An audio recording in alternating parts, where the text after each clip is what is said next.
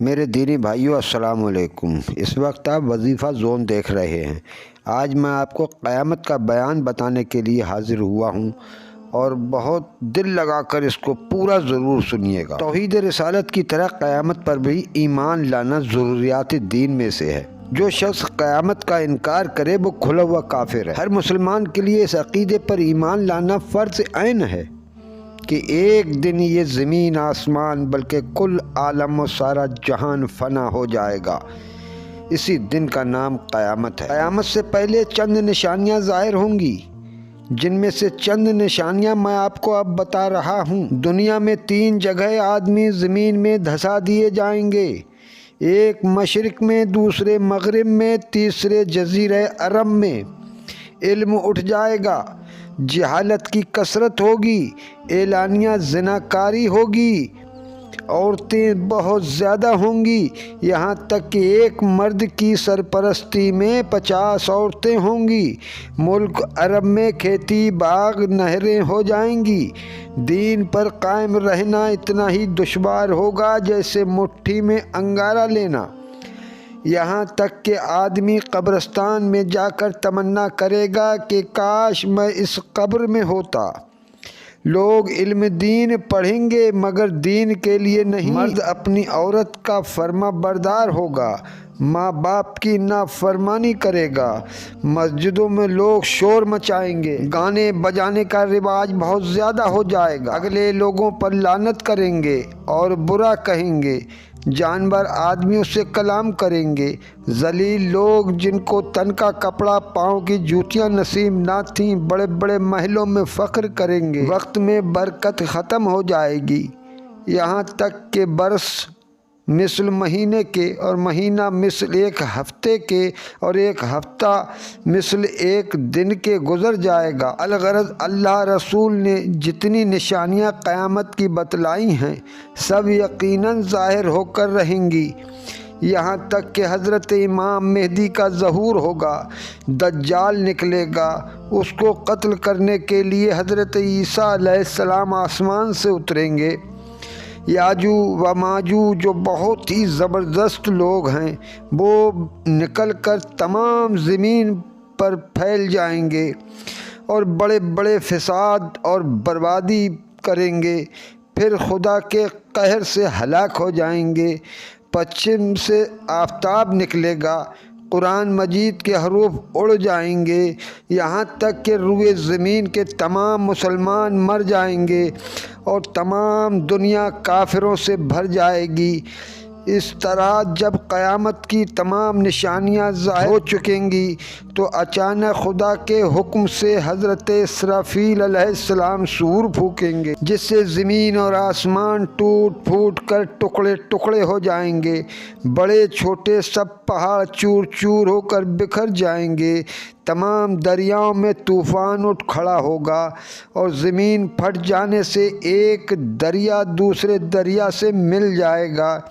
تمام مخلوقات مر جائے گی، سارا عالم نیست نامود، پوری دنیا تہس نہس ہو کر برباد ہو جائے گی۔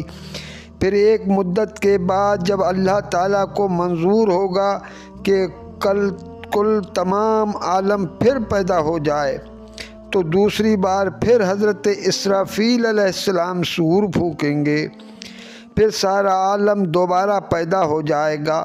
تمام مردے زندہ ہو کر میدان محشر میں جمع ہوں گے، جہاں سب کے اعمال میزان عمل میں تولے جائیں گے، حساب کتاب ہوگا۔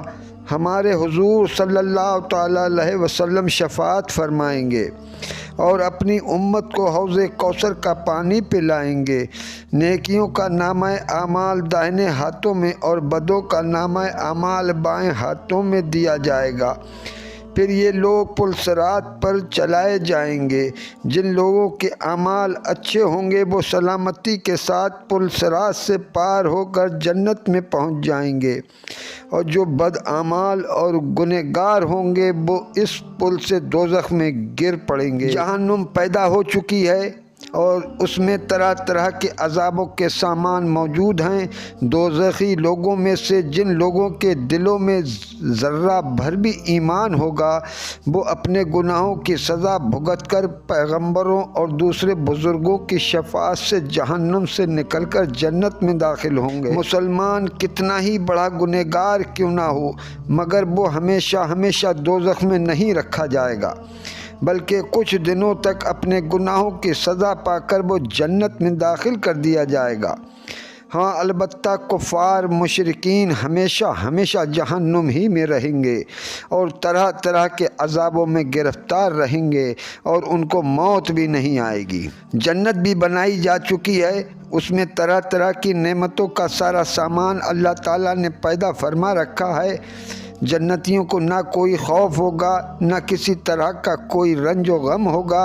ان کی ہر خواہش اور تمنا کو خداوند کریم پوری فرمائے گا، اور بہشت کے باغوں میں قسم قسم کے میووں اور طرح طرح کی نعمتوں سے لطف اندوز ہوتے رہیں گے، اور ہمیشہ ہمیشہ جنت میں رہیں گے، نہ کبھی وہ جنت سے نکالے جائیں گے، نہ مریں گے۔ شرک اور کفر کے گناہ کو اللہ تعالیٰ کبھی معاف نہیں فرمائے گا۔ ان کے علاوہ دوسرے چھوٹے بڑے گناہوں کو جس کے لیے چاہے گا اپنے فضل و کرم سے معاف فرما دے گا، اور جس کو چاہے گا عذاب دے گا۔ عذاب دینا اس کا عدل ہے، اور معاف کر دینا اس کا فضل ہے۔ اللہ تعالیٰ ہر مسلمان پر اپنا فضل فرمائے۔ پیاری بہنوں اور عزیز بھائیوں، تم قیامت کی ہولناکیوں اور جنت و دوزخ کی نعمتوں اور عذابوں کا مختصر حال میں آپ کو بتا چکا ہوں۔ یقین کرو اور ایمان رکھو کہ ہم کو، تم کو اور سب کو یہ دن دیکھنے ہیں، لہذا خدا کے لیے دنیا کے عیش و آرام میں پڑ کر آخرت کو مت بھول جاؤ۔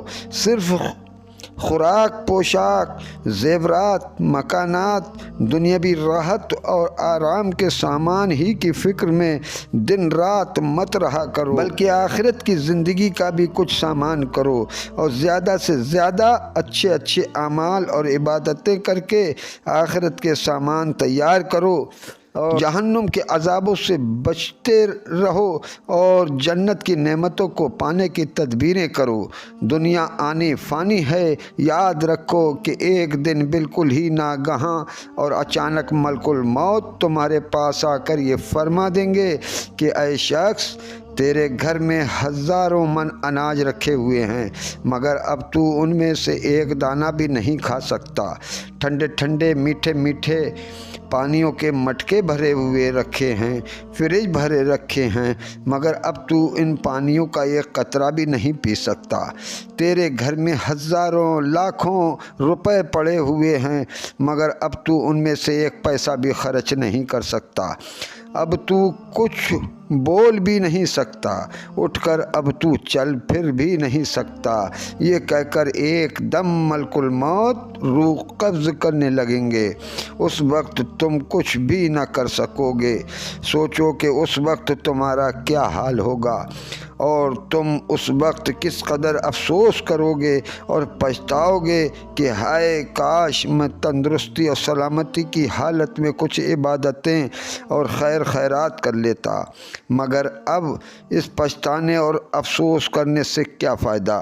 اس لیے میری بہنوں اور میرے بھائیوں، ملک الموت کے آنے سے پہلے جو کچھ اعمال صالح اور صدقہ خیرات کر سکتے ہو وہ کر کے قبر اور دوزخ کے عذابوں سے بچنے کا سامان کر لو، اور جنت میں جانے اور بہشت کی نعمتوں کو پانے کا ذریعہ بنا لو، ورنہ بہت افسوس کرو گے، اور اس وقت مجھے یاد کرو گے۔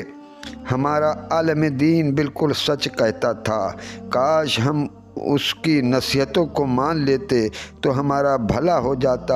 اس لیے پھر کہتا ہوں اور بار بار کہتا ہوں کہ واسطے حق کے نہ ایسی راہ چل، واسطے حق کے نہ ایسی راہ چل، حشر کے دن جس سے ہو تجھ کو خلل، نیکیوں میں ست ہے بدیوں میں چشت، چھوڑ ان باتوں کو اور اپنے بدل۔ قبر میں رہنے کی بھی کچھ فکر کر، اونچے اونچے یا تو بنوائے محل، روشنی کا قبر میں سامان کر، ہیں محض بیکار یہ شمع کمل، عاقبت بن جائے ایسے کام کر، ان دنیا کے پھندوں سے نکل، مال دولت سب دھرے رہ جائیں گے، کام آئے گا وہاں تیرا عمل، ہائے تو بوتا ہے کانٹے ہر طرف، کس طرح پائے گا تو جنت کے پھل، 100 برس جینے کی تجھ کو آس ہے کھڑی سر پر تیرے اجل، عمر کٹتی ہے گناہوں میں تیری، غار میں گرتا ہے تو جلدی سنبھل۔ کلمہ شریف پڑھ لیجیے، لا الہ الا اللہ محمد رسول اللہ صلی اللہ تعالیٰ علیہ وآلہ وسلم۔ اللہ حافظ۔